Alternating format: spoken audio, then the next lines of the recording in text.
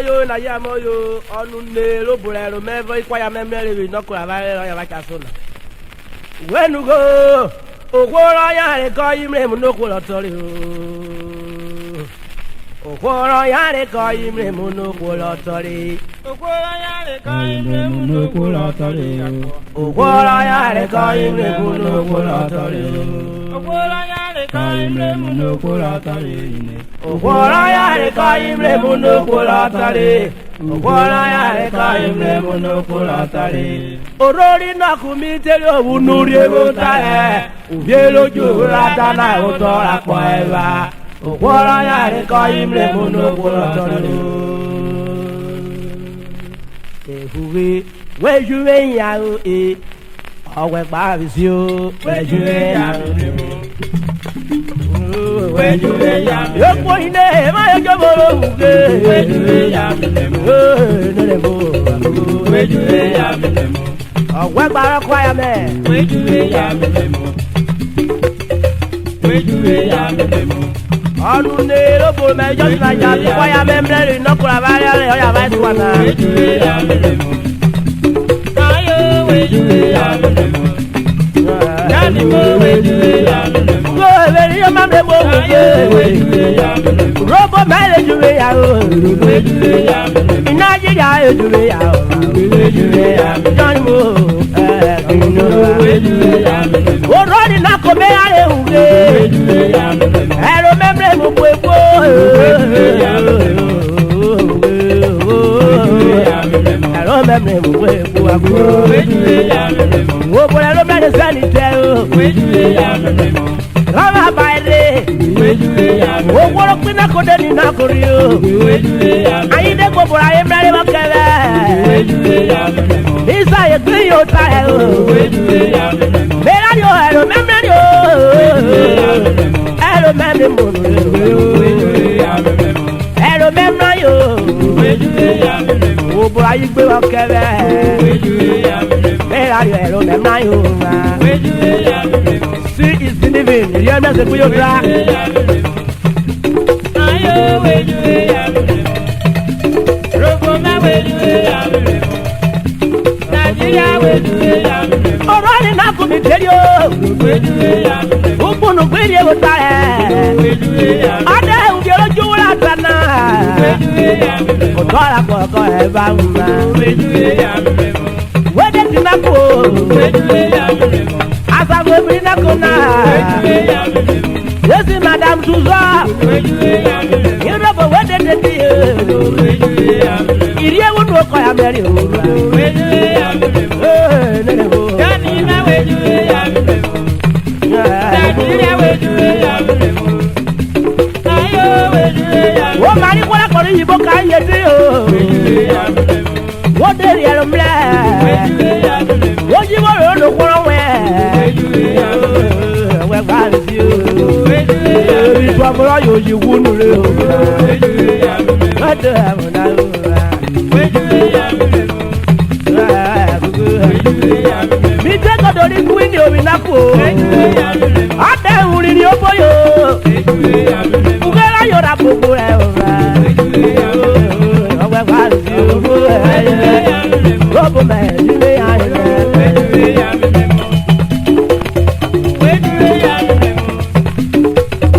wejuwe ya robo me ni ya wejuwe ya orori na ko wejuwe ya imoto lawo so ma Nigeria wejuwe ya iyin basikoro bi na ko wejuwe ya we yo ko ra wejuwe ya Nigeria yire ya wejuwe ya igede gero bi na ko wejuwe ya awa glory of the no ge life in Nigeria ra no no no ayo wejuwe ya ya kori na ko wejuwe ya wo wa da bi wo gbere wejuwe ya wo ri wo wa re yo sa wejuwe ya wo jiru e wo wa re yo sa ra wejuwe ya agba wejuwe ya yo ye wejuwe ya asa we buri na ko wejuwe ya yesi kama wedi o wejuwe ya roba we de de wejuwe ya were ruwo ko inde ma wejuwe ya ode wejuwe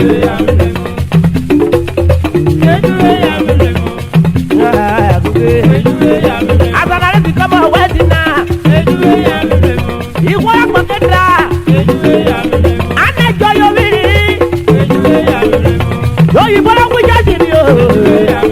Ọ̀sẹ̀ orí pápá rẹ̀ jọ. Wọ́n dédé sí ìlú.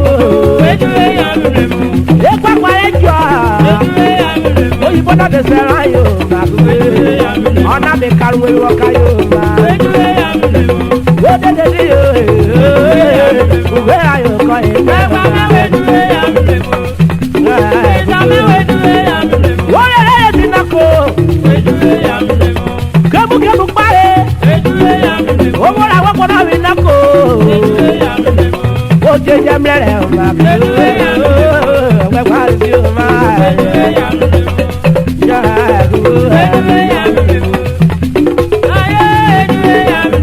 Uwe wile dede mi náà kó. Àgbàládá bẹ́ mi náà kó. Ede kogbo mi ó tọrọ yóò. Wọ́n jà bẹ̀rẹ̀ mi lára ọ̀ma. Yọ yé lè. Lọ́dọ̀ àmúná ló wà gbogbo ẹ̀. Wọ́n dẹ̀ tọrọ lẹ́sìn náà kó. Ó láwọn rẹ̀ sún yé. Lọ́bọ̀ mẹ́wọ̀ já mẹ́rẹ̀ nínú. Ẹsẹ̀ bò kó ń wé rẹ̀ nínú. Lọ́dọ̀ àmúná ló wà gbogbo ẹ̀. Wọ́n dárò ọ̀ṣun rẹ̀ ní náà kó. Ọ̀rí ọ̀yẹ́ ní fúláì kọ́ ìwọ ní òwúrọ̀.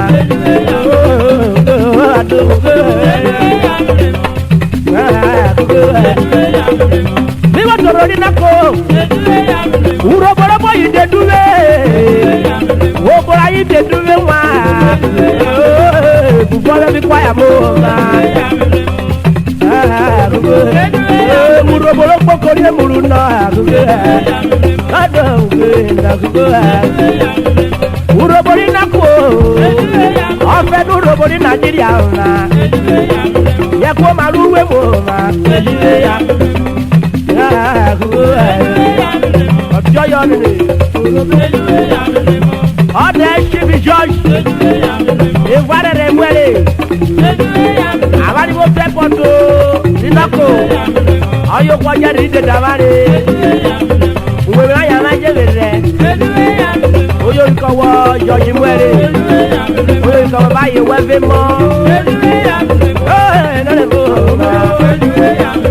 Ṣífìdá àbúwà náà.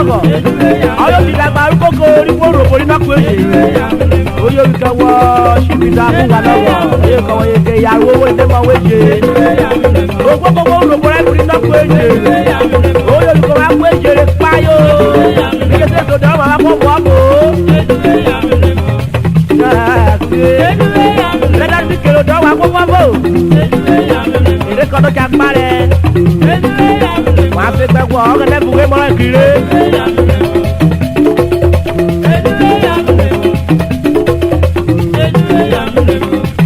Ọ̀dà ayúwèé rọ̀lẹ̀. Madam Jane Oyege wòrò yà máa yẹ dẹ́rẹ́. Oyè ìkàwé fẹ́ mọ wẹ́.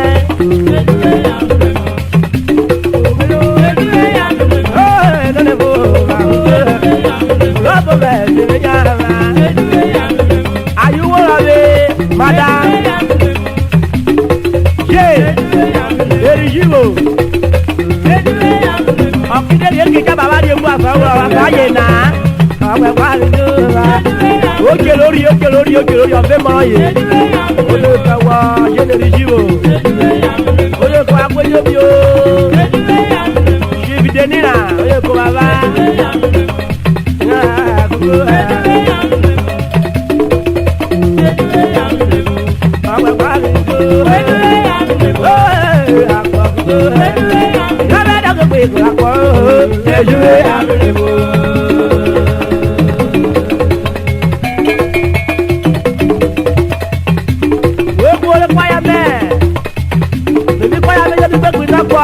Jọdọmọlọgbò jọdọlọdún ẹnu ọdún náà kọ ẹfúre Nàìjíríà kọwéri òun ìdí àjà èdírégé báyìí Elizabeth Ọbájẹdó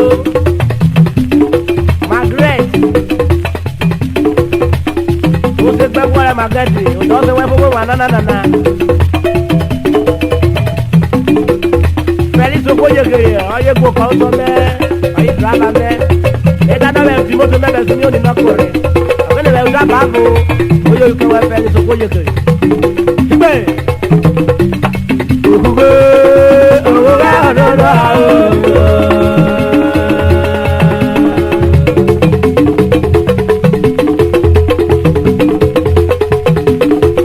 Lọ́fàrẹ́